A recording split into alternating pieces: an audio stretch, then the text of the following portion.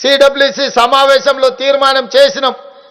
ప్రజాపాలనలో ఇందిరమ్మ రాజ్యంలో ధరణిని బంగాళాఖాతంలో ఇసిరి వేస్తాం, దానికి ప్రత్యామ్నాయంగా చట్టాన్ని తెస్తామని ఆనాడు చెప్పడం జరిగింది.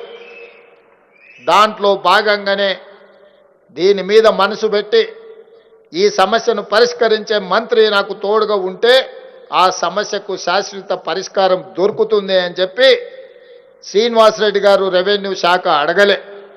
కానీ నేనే ఢిల్లీలో మా పెద్దలతో మాట్లాడి ముఖ్యమంత్రికి ఒక నిర్ణయం తీసుకున్నా. ఈ రెవెన్యూ శాఖకు శ్రీనివాసరెడ్డి గారిని మంత్రిగా పెట్టడం ద్వారా ఈ ధరణి అనే మహమ్మారిని వదిలించడానికి అవసరమైన ప్రణాళికలు సిద్ధం చేయాలి అని చెప్పి వారితో పాటు నిష్ణాతులైన నిపుణులతో ఒక కమిటీ వేయడం జరిగింది. చర్చించినాం, విడతల వారిగా చర్చించినాం, రోజుల వారిగా నెలల కొద్దీ చర్చించినాం, సూచనలు తీసుకున్నాం, సలహాలు పాటించినాం.